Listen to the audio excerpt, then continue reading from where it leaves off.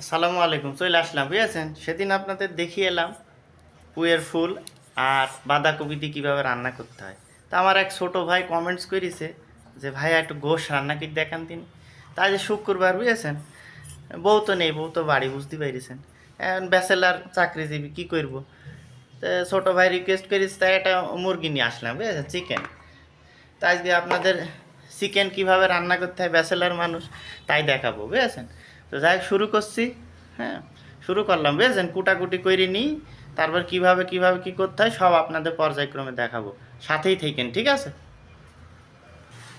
সামনে কিন্তু সব সাজিয়ে নিয়েছি বুঝেছেন। এই যে বটি আর বইট নিয়ে জাইদ করে বসতে হবে, কিন্তু জাইদ করে না বসলে কিন্তু কেটে যাওয়ার সম্ভাবনা আছে।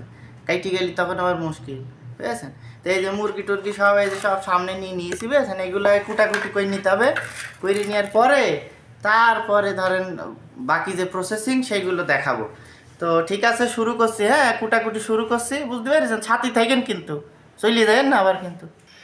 গোশ ধরেন কুটিয়ে ফেলেছি বুঝেছেন। কোষ গুটিয়ে ফেলেছি, এই যে একদম সুন্দর করে কুটিছি, দেখেছেন। কুটিয়ে ধুয়ে ফেলেছি, ধুয়ে পানিটা ঝরে গিয়েছে, পানি শুকনা শুকনা হয়ে গিয়েছে। তারপর এই যে গোশের ভিতরে আলু দেব বুঝেছেন। এই যে হালকা একটু বাঁধাকপি দেবো, পাতাকপি যেটিকে বলে বুঝেছেন, সেইটি দেবো।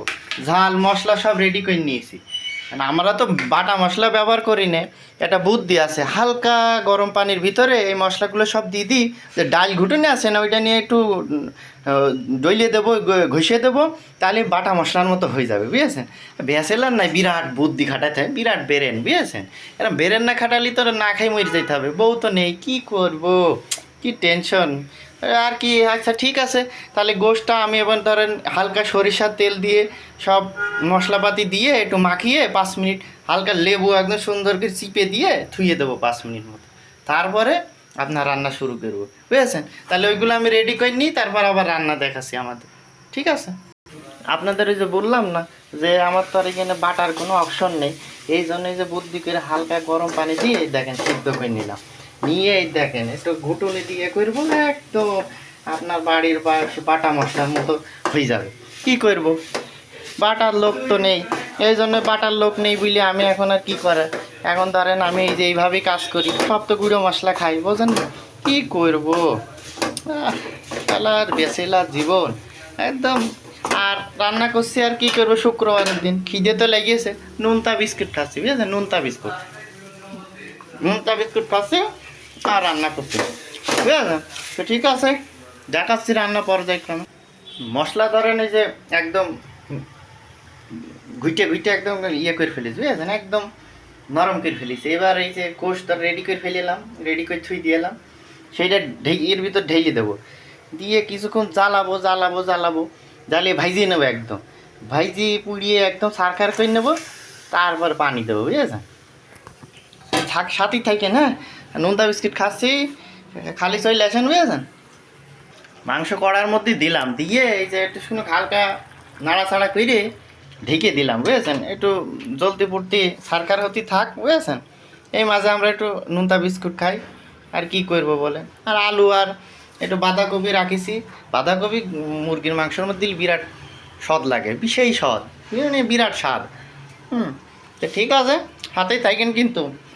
আর আপনারা কিন্তু আমার চ্যানেলে এখনও সাবস্ক্রাইব করেননি, আমার পেজটাও একটু ফলো করে দিন।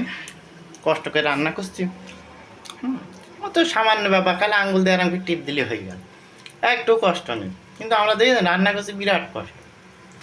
গোশটা ভালো করে কষি নিয়েছি বুঝেছেন, নেওয়ার পরে এর আলু আর বাঁধাকপি দিয়ে দিলাম, কষে গিয়েছে তো, ভাজা ভাজা হয়ে গিয়েছে। এখন ওইগুলো দিয়ে না দিলে তো একদম ওইগুলো আর হবে না, এই জন্য দিয়ে দিয়েছি।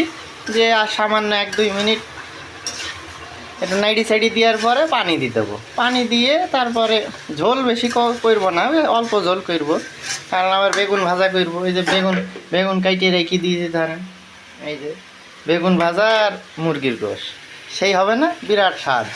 হ্যাঁ, লোভ লাগলে কিন্তু কিছু করার নেই, চলে আসতে পারেন, সমস্যা নেই, দাওয়াত দিচ্ছি, চলে আসেন, রান্না করে খাওয়াবো নি, ভিডিও বানাবো নি, সমস্যা নেই, চলে আসেন।